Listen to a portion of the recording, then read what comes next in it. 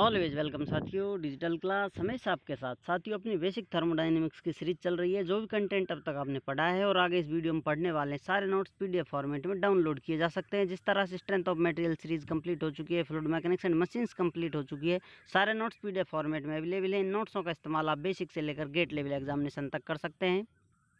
इससे पिछली वीडियो में साथियों हमने कुछ बेसिक्स जानकारी ली थी, डेंसिटी, मास फ्लो रेट, किस प्रकार से इनको डिफाइन किया जा सकता है, स्पेसिफिक वॉल्यूम, ये सब डिटेल स्टडी कर ली थी साथियों। क्योंकि कुछ ड्राइव करने से पहले कुछ बेसिक टर्म्स आपको पता होना चाहिए, इनका इस्तेमाल हम किस प्रकार करेंगे ये सब जाना था।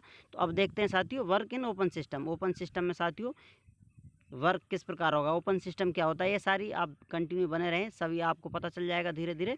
वर्क किस प्रकार होता है साथियों, वर्क के दो फॉर्मेट होते हैं। एक्सटर्नल वर्क होगा एक, और एक होगा फ्लो वर्क। इस प्रकार से आप देख सकते हैं, एक्सटर्नल वर्क को W.CV कंट्रोल वॉल्यूम से प्रदर्शित करेंगे, और फ्लो वर्क को यहाँ पर आप PV से प्रदर्शित करते हैं साथियों। PV जो होता है फ्लो वर्क होता है। ये किस प्रकार होता है, किस प्रकार एग्जिस्टेंस में आता है, ये सब जानेंगे। अब पहले फ्लो वर्क के बारे में जान लेते हैं साथियों। It is a work which involve in causing the fluid element either enter to the system और लिविंग फ्रॉम द सिस्टम।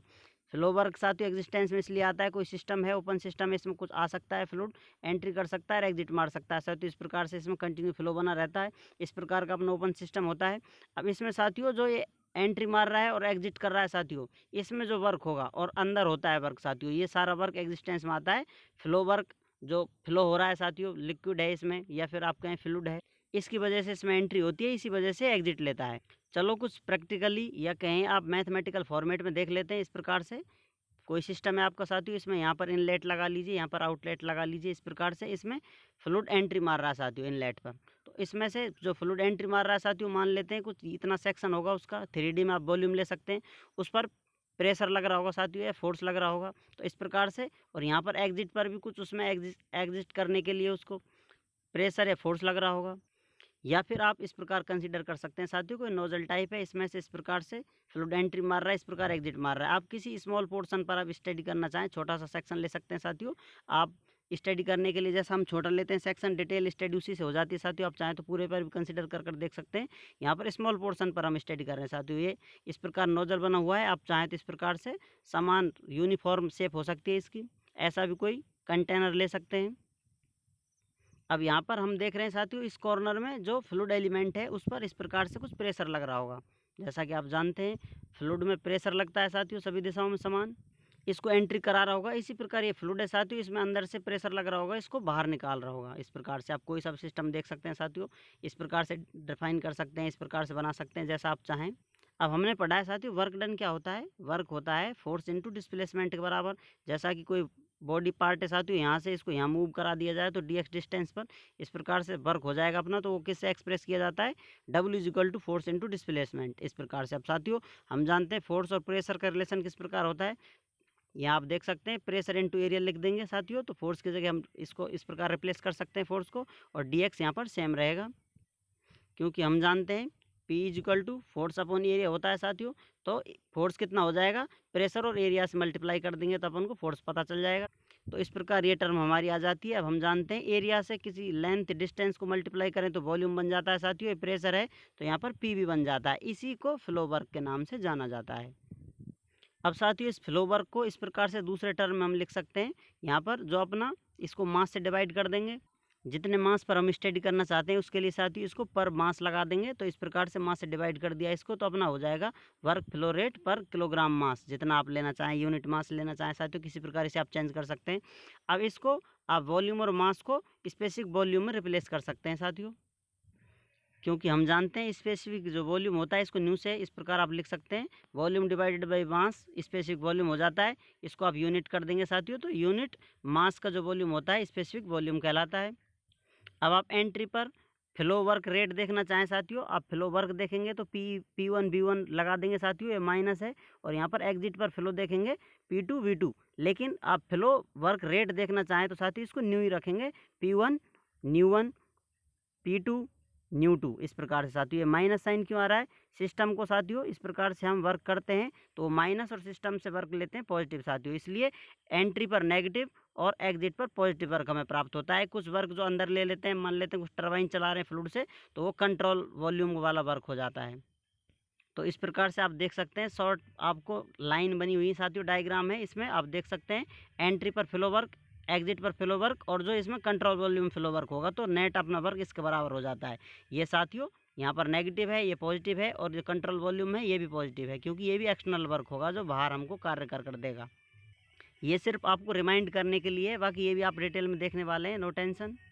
जैसा कि साथियों पिछली वीडियोज में हम डिटेल में जान चुके हैं ओपन सिस्टम किस प्रकार से डिफाइन किया जा सकता है, किस प्रकार से उसमें एक्टिविटी होने वाली है।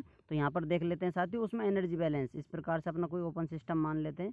ये ओपन सिस्टम है साथियों, इसमें कुछ मास आएगा साथियों, कुछ एनर्जी आएगी, और इस प्रकार से एग्जिट ले जाएगी साथियों, तो और कुछ कंट्रोल वॉल्यूम में रह जाती है, एक्यूमुलेट हो जाती है। तो एनर्जी बैलेंस कर चलते हैं साथियों। यहाँ पर एनर्जी बैलेंस देखने वाले हैं।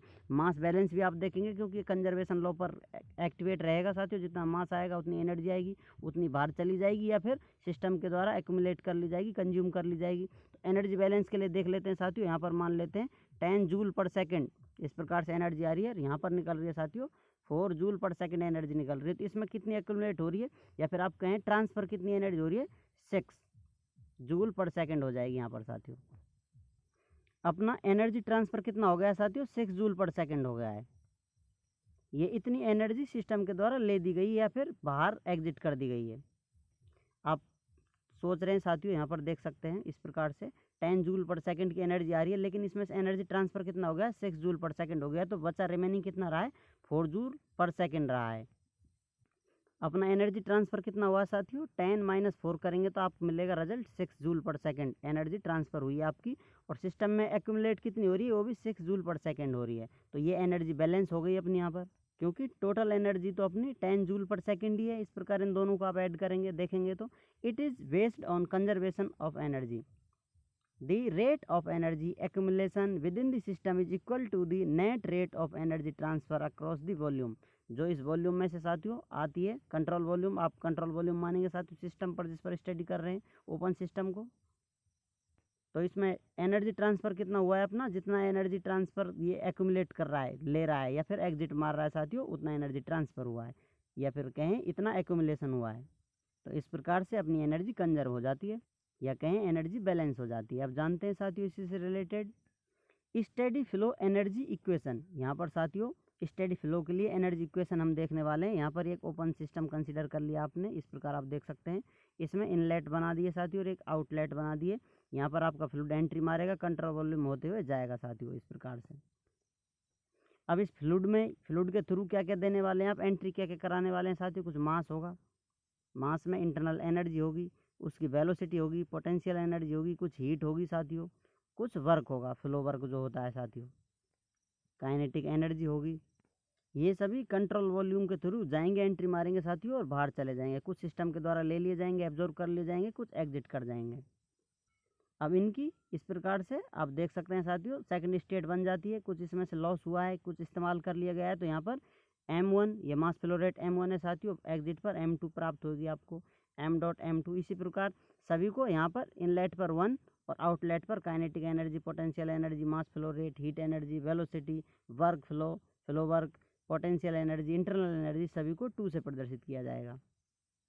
ये सिस्टम आपका कुछ भी हो सकता है साथियों, इसको आप देख सकते हैं। ये आपका टरबाइन हो सकता है, पंप हो सकता है, इस प्रकार कोई भी सिस्टम हो सकता है।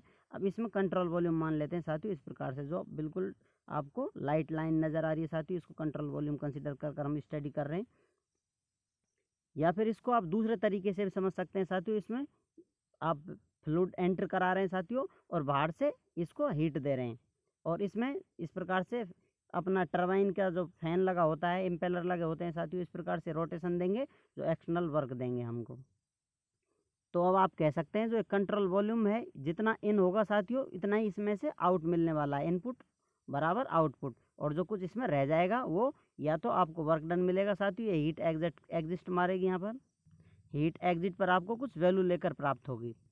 अब जैसा आप देख सकते हैं यहाँ पर ये क्या हो सकता है सिस्टम, अपना टरबाइन हो सकता है, नोजल हो सकता है, पंप, इस प्रकार का कुछ भी डिवाइस हो सकता है। जैसा हम जानते हैं सिस्टम किसी चीज़ पर हम स्टडी करते हैं साथियों, बाउंड्री से उसको इमेजिनरी रियल बाउंड्री से कंसिडर करते हुए सिस्टम बनाकर स्टडी कर लेते हैं। फॉर स्टडी फ्लो, यदि हम स्टडी फ्लो पढ़ रहे हैं तो साथियों स्टडी फ्लो में क्या होगा, अपनी एनर्जी और हीट दे रहे हैं साथियों, जो इस पर वर्क कर रहे हैं वो कॉन्स्टेंट बना रहेगा। इस सिस्टम में कुछ अंदर जाने वाला नहीं है या फिर फ्लो चेंज होने वाला नहीं है, सेम कांस्टेंट स्टेडी फ्लो चलता रहेगा, आपको मिलता रहेगा। तो इसमें आप देख सकते हैं साथियों, इसको बैलेंस करने के लिए एनर्जी इन कराएंगे साथियों, आप हीट इन करा रहे हैं यहाँ पर, और इसी प्रकार वर्क इन करा रहे हैं आपको। तो इसी प्रकार energy out, heat out, work out, तो अपनी इक्वेशन बैलेंस हो जाएगी साथियों। जैसा हम पढ़ते आए, मास बैलेंस कराते हैं, एनर्जी बैलेंस करा रहे हैं, यहाँ पर एनर्जी मास हम सभी को बैलेंस कराते हुए चल रहे हैं। जो कुछ इनपुट दिया जाएगा साथियों और जो आउटपुट लिया जाएगा वो एक दूसरे को बैलेंस करते हैं, तो इस प्रकार से हम बैलेंस करा रहे हैं यहाँ पर।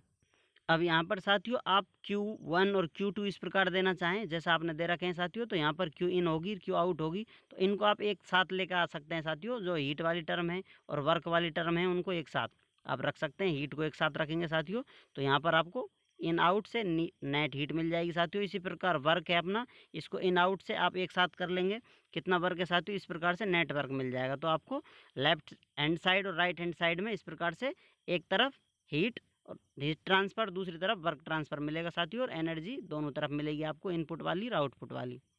इस प्रकार से अपनी जो एनर्जी इक्वेशन है बैलेंस हो जाती है। इस पर डिटेल स्टडी करेंगे हम आगे।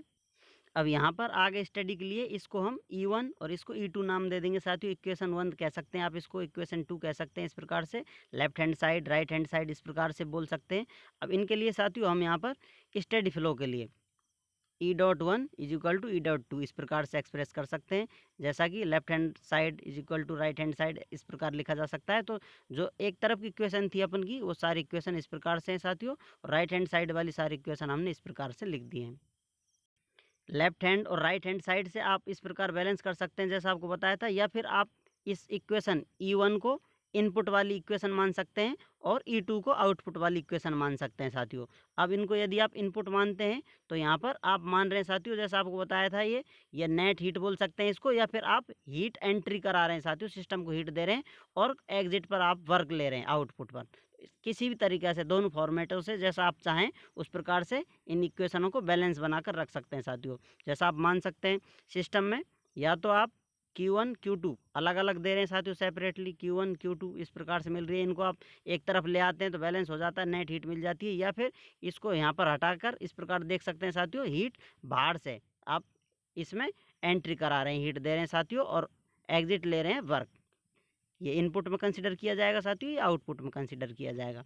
किसी प्रकार से दोनों फॉर्मेटों से जैसा आपको अच्छा लगे, सुविधाजनक लगे, जैसा आपको मेमोरेबल हो, आप उस फॉर्मेट को याद रख सकते हैं। दोनों ही सेम प्रोसेस है, वही मीनिंग आपको मिलने वाला है। अब जैसा आपको एनर्जी इनकी इक्वेशन मिल रही थी साथियों, जैसा हम जानते हैं energy, kinetic energy, potential energy, internal energy, ये डिफरेंट फॉर्मेट है साथियों। इनको खोल लेंगे फिर बाद में हीट ऐड कर देंगे उसमें। इस प्रकार से यहाँ पर kinetic energy, potential energy, internal energy और ये हीट है अपनी साथियों। इस प्रकार से इनपुट पर या फिर लेफ्ट हैंड साइड वाली इक्वेशन में ये मिलती है। इसी प्रकार आउटपुट पर मिलेंगी। आउटपुट पर हमें इस हीट की जगह, हीट ट्रांसफ़र की जगह वर्क ट्रांसफ़र मिलने वाला है। अब ये सब डिटेल स्टडी करने वाले हैं हम आगे आने वाली वीडियो में। उम्मीद करते हैं साथियों वीडियो में दी गई जानकारी आपको अच्छे से समझ में आई होगी। अभी भी आपका कोई कन्फ्यूजन रह जाता है तो आप हमसे कमेंट कर पूछ सकते हैं साथियों।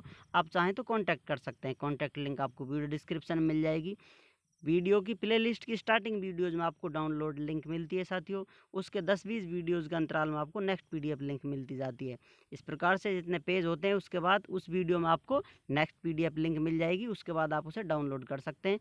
और जो अपना PDF का साइज़ होता है 250-300 MB के करीब होता है साथियों, लार्ज फाइल होती है, टाइम लगता है थोड़ा, एज यूजुअल जैसे डाउनलोडिंग होती है और फाइल, उसके बजाय ये फाइल PDF फाइल हैं जो कुछ स्लो स्पीड से डाउनलोड होती हैं, तो थोड़ा वेट करें, आपको अच्छे से डिजिटल फाइल HD क्वालिटी में प्राप्त होगी। वीडियो को अंत तक देखने के लिए, चैनल को सपोर्ट करने के लिए आपका बहुत बहुत धन्यवाद। जय हिंद, वंदे मातरम।